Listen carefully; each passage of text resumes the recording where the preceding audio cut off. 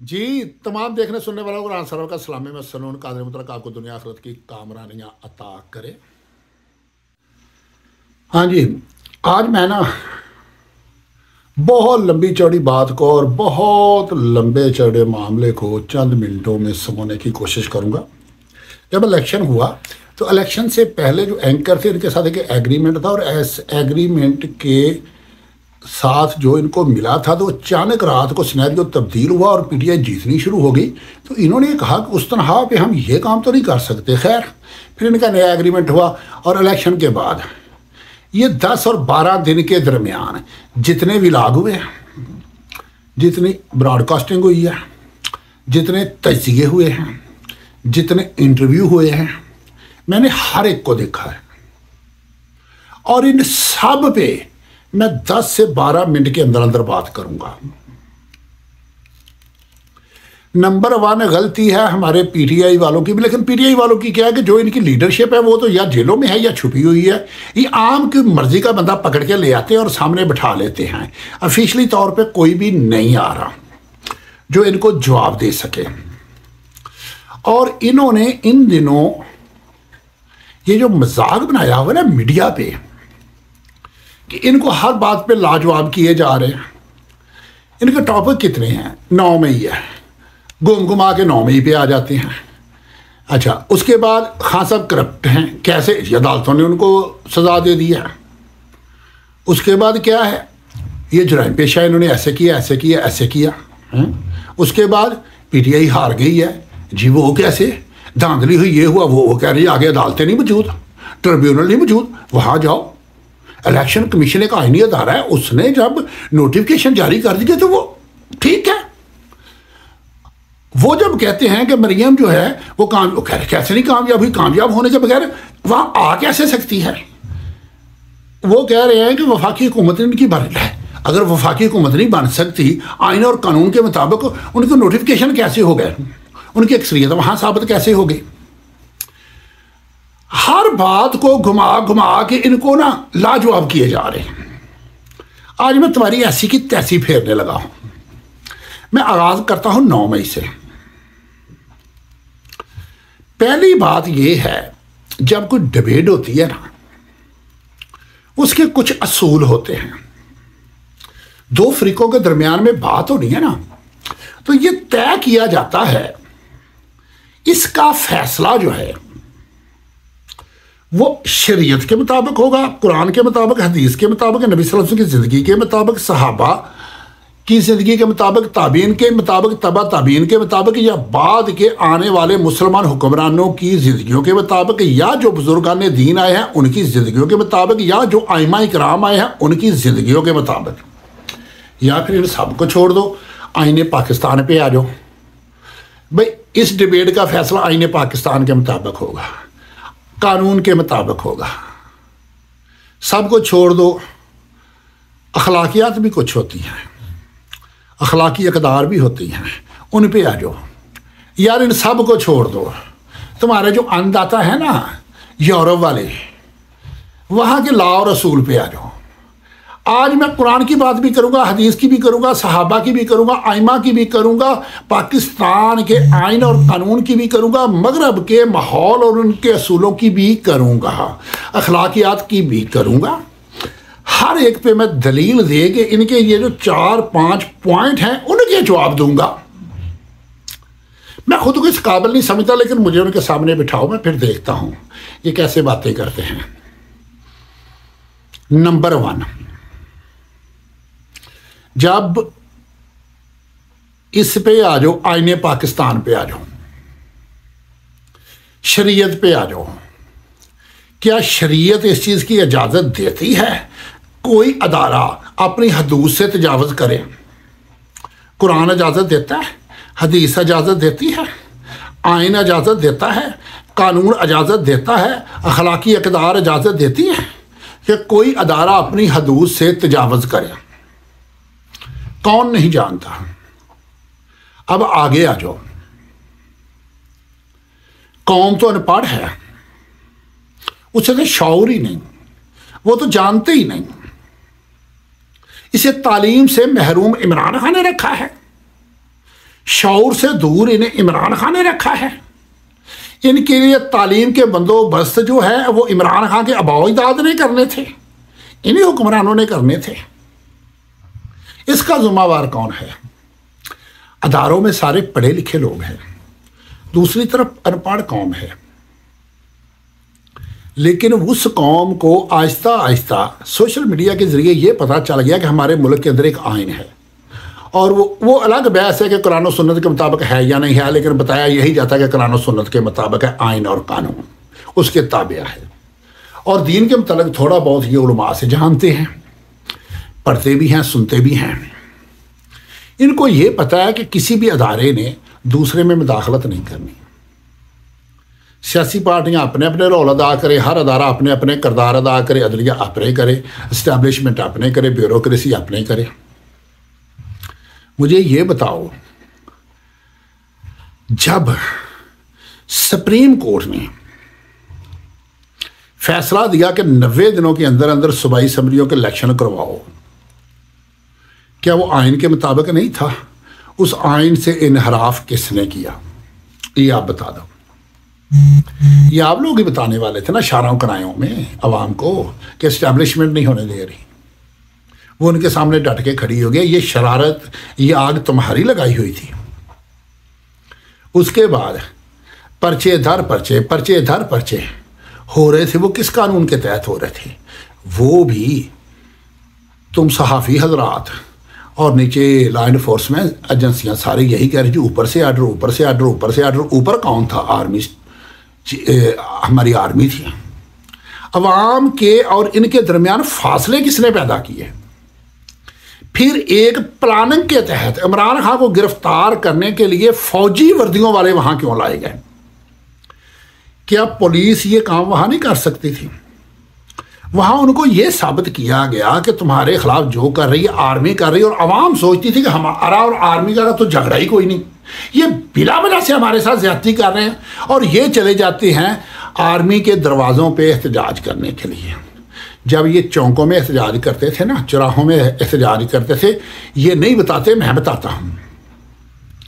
तो वहाँ सिविल इंतज़ामिया जब इनसे मुज़ाकरात के लिए आती थी या बात करने के लिए आती, इनको कहते थे कि हम तो आपके मौक़िफ़ की तईद करते हैं, हम तो चाहते हैं कि तुम जो कर रहे हो सही कर रहे हो, कानून के मुताबिक कर रहे हो, वो वर्दी वाले नहीं करने दे रहे हैं। इन सब ने कह कह के इनके दिलों के अंदर नफरतें पैदा कर दी। ये वहाँ चले जाते हैं। और ये भी हकीकत है, और मेरी तहकीक पे मबनी है। गुजरावाला के अंदर मैंने तहकीक की है, वाकया ही शरारती लोग शामिल हुए थे जिन्होंने शामिल होकर ये करवाया। लेकिन मैं किसी शरारती को इसका जिम्मेदार नहीं समझता। मैं 100% इसको PTI को जिम्मेदार समझता हूँ। ये PTI का काम है, क्योंकि झंडा उनका था, नाम उनका था, क़यादत उनकी थी। वो बेशक बाहर गए थे, लेकिन वहाँ से अवाम गई। वो चाहे किसी और के थे, लेकिन रंग और रूप इनका था, इसलिए जिम्मेदारी इन पे आयद होती है। इन्होंने गया गड़बड़ कर दी। अब मैं ये पूछता हूँ, जितना जुर्म इन्होंने किया है उतनी सजा अभी तक इनको मिली नहीं? क्या ला कानूनियत की जो पहले इंतहा थी और आवाम को बता दिया गया था कि अब मुल्क में कानून नाम की कोई चीज़ नहीं है, जिसके हाथ में डंडा है उसी का राज है, अवाम ने भी डंडे उठा लिए। उसके बाद अवाम के साथ जो कुछ हुआ, जिस तरह उनको घसीटा गया, उनके घर तोड़ दिए गए, उनके अमलाक को नुकसान पहुंचाया गया, और एक एक बंदे पे 10-10 एक वक्त में 10-10 जगह पे मौजूदगी के पर्चे दे दिए गए। उसके बाद मुल्क एक फैमिली की मानंद है, जो जितना बड़ा होता है उस पर उतनी बड़ी जिम्मेदारी आयद होती है। हमारे सबसे बड़े इस वक्त चीफ ऑफ आर्मी स्टाफ साहब है, उन पर सबसे बड़ी जिम्मेदारी आयद होती है, और बड़ों को हमेशा बड़ों वाला किरदार अदा करना होता है। बच्चों से गलतियां होती हैं, कौमों से गलतियां होती हैं, बड़े माफ़ करते हैं। क्या अल्लाह के नबी सल्लल्लाहु अलैहि वसल्लम के दौर में साहबा से गलतियां नहीं हुई? उन्होंने नज़रअंदाज नहीं की? क्या साहबा के दौर में ऐसा कुछ नहीं हुआ? क्या उस पे दरगुजर नहीं की गई? क्या यूरोप के अंदर दरगुजर नहीं की जाती? बरतानिया की मलका से एक सहाफ़ी ने पूछा कि आइन आपको इजाज़त देता है कि हुकूमत को घर भेज दो, लेकिन आप इस आइन का कभी इस्तेमाल नहीं करती, वजह क्या है?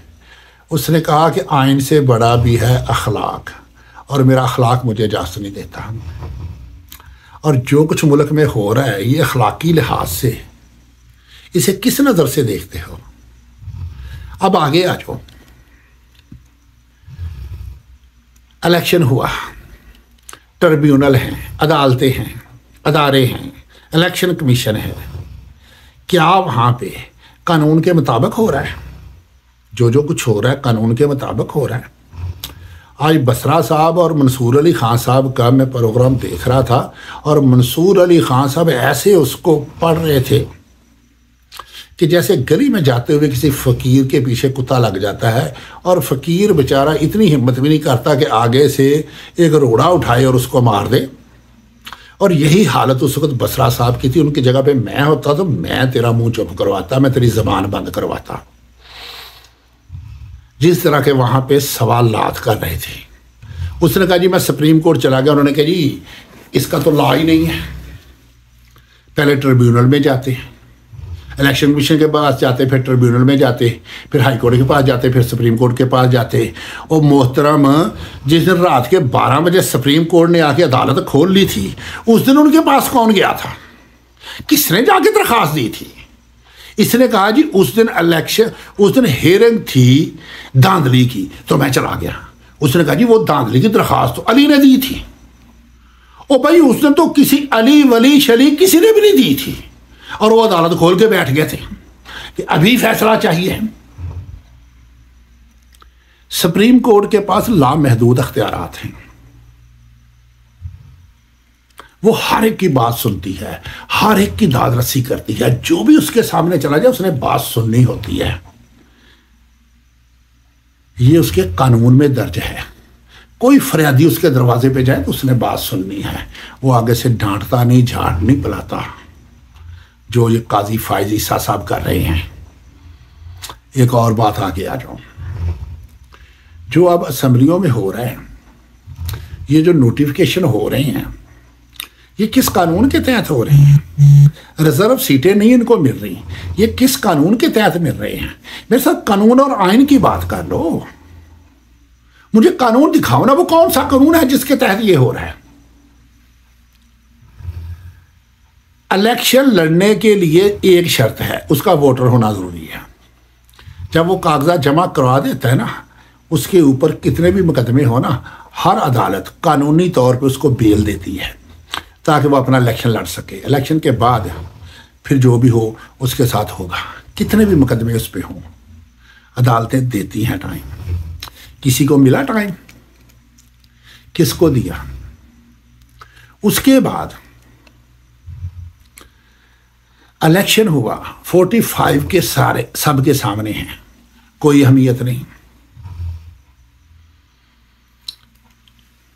अच्छा, एक और बात बड़ी हो रही है पीटीआई की लीडरशिप पे। ओ मेरे भाई, उनकी जो फर्स्ट क्लास लीडरशिप है या जेलों में है या छुपी हुई है, सेकंड क्लास की भी यही है, थर्ड क्लास पीछे से आ जाती है। अब गुजारा करने के लिए जिसको भी ये क़यादत सौंपते उसको वो गिरफ्तार कर लेते, फिर किसी ना किसी वकील को पकड़ के ये बनाते हैं। और अल्लाह के बंदो, एक वज़ीर आज़म वज़ीर आला से भी बड़ी बात होती है। किसी पार्टी का सरबराह बनना, चाहे 4 दिन के लिए बनो, वो पूरी ज़िंदगी अपने नाम के साथ लगाएगा साबिक चेयरमैन पीटीआई। ये अखलाकी जुर्रत है उनमें या नहीं है कि हर एक अहदों के पीछे नहीं भाग रहा? इस पर भी एतराज़ जी, वो इनकार क्यों कर रहे हैं? ओ भाई, वही तो बड़ापन है उनका कि जो इनकार कर रहे हैं। फिर जी इनके आपस में इख्तलाफ क्यों हैं? मुझे ये बताओ, नबी सल्लल्लाहु अलैहि वसल्लम के दौर में इख्तलाफात पैदा नहीं हुए थे? होते थे। कौन सा दौर है जब इख्तलाफ पैदा नहीं होते? हर दौर में होते हैं। और अख्तलाफात का होना बाइस रहमत है। ये अल्लाह के नबी सल्लल्लाहु अलैहि वसल्लम की हदीस है। ये भी मैं आपको बता दूं, उम्मत के अंदर अख्तलाफात होना, अख्तलाफ राय होना बाइसे रहमत है, ये मफहूम है हदीस का। अब आ जाओ खान साहब को सजा सुनाने पे। हज़रत इब्राहीम अलैहिस्सलाम को भी सजा सुनाई गई थी, हज़रत मूसा अलैहिस्सलाम को भी सजा सुनाई गई थी, हज़रत ईसा अलैहिस्सलाम को भी सजा सुनाई गई थी, हमारे नबी सल्लल्लाहु अलैहि वसल्लम को भी सजा सुनाई गई थी, शैब बिन अबी तालिब में कैद कर दिया गया था। अब तुम्हारे यूरोप पे आ जाते हैं, उनके फ़िलासफ़रों पे आ जाते हैं। सुकरात को किस जुर्म में सजा सुनाई गई थी? आज तक पूरी दुनिया कहती है वो सच्चा था, उसे सजाए मौत दे दी गई थी। ठीक है, इमाम अबू हनीफा को सजा दे दी गई थी, इमाम अहमद बिन हंबल को सजा दे दी गई थी। और यार सारा कुछ छोड़ दो, सारा कुछ छोड़ दो, सारा कुछ छोड़ दो, जुल्फ़िकार अली भुट्टो पे आ जाओ। उसने कत्ल किया था जो उसको सजा दी गई थी। चोरी शुजात के वालिद ने भैंस चोरी की थी जो उस पे पर्चा दिया गया था। हालात और वक़्त बाद में बताता है कि किसके साथ क्या हुआ है, और मौके पे जो हक के साथ खड़े होते हैं वो हसैनियत में उनका शुमार होता है, और जो उनके मद्दे मुकाबल होते हैं उनका कूफे वालों में शुमार होता है। आज आपने फैसला करना है कि आपने हसैनियत अख्तियार करनी है या यजीदियत अख्तियार करनी है। अच्छा, एक और बात है जी, अब एहतजाज क्यों नहीं हो रहा? एहतजाज क्यों नहीं हो रहा? जब एहतजाज करने गए थे उसे 9 मई बना दिया गया, तो अब जो है वो कौन सा फरवरी बनाना है? एक बात मैं बता दूं, जो लोग तुम चाहते हो ना, जब सैलाब आते हैं या जलजले आते हैं, बड़ी इमारतों को पहले नुकसान होता है। ये जो एंकर हजरात हैं ना, इनको आटे दाल का भाव नहीं मालूम, इनके पास इतना पैसा है, इनको कोई समझ नहीं आ रही कि क्या होना है और होना क्या है, कौम ने तरक्की कैसे करनी है। एक दफ़ा सब ने बराबर आना है। जो बहुत ज़्यादा लंबे चौड़े अखराजात, फिर क्या होगा? गरीदा फरूकी ट्वीट करेगी, मेरी कुतिया जी इम्पोर्टेड खुराक खाती है, पाबंदी ख़त्म कर दी जाए तो वो ख़त्म कर दी जाएगी। इमरान खान ने तो नहीं करनी। इमरान खान ने तो तुम्हारी बेगमों के लिए जो इम्पोर्टेड मेकअप है ना, वो भी बंद करने हैं। दाल चावल पे आना है, दाल रोटी पे आना है। और मैं ऐलान कह रहा हूँ, इन्होंने ऐलान करना है, घी आधा इस्तेमाल करो ताकि पाम ऑयल इम्पोर्ट ना करना पड़े। खुराक कम कर दो 3 साल के लिए, अखराजात कम कर दो। ये जो महंगे महंगे लिबास सलवा रहे हो ना, ये छोड़ दो। महंगी चीज़ें तैयार करो एक्सपोर्ट करने के लिए, अपने लिए सिंपल ज़िंदगी गुजारो। इंडिया हमसे इतना आगे निकल गया, इतना आगे निकल गया कि आज हम कश्मीर का नाम नहीं ले सकते। आज कश्मीरी उनसे आज़ादी की बात नहीं कर सकते। कश्मीर में इतनी खुशहाली आ गई है, इतना फ़र्क है, जितना हमारा और यूरोप का फ़र्क है ना, इतना कश्मीर का और हमारा फ़र्क है। उनकी वहाँ 95% तालीम है, हमारे यहाँ क्या है? बेहतरीन सड़कें हैं, बेहतरीन बाज़ार है, बेहतरीन बिजनेस हो रहा है, बेहतरीन मुलाजमतें मिल रही हैं, अच्छी इनकम है, अच्छा खा पी रहे हैं। वो अब सोच रहे हैं कि यार यहाँ तो हमारा रहन सहन बहुत अच्छा है, एकदम से हम बकारी बन जाएं।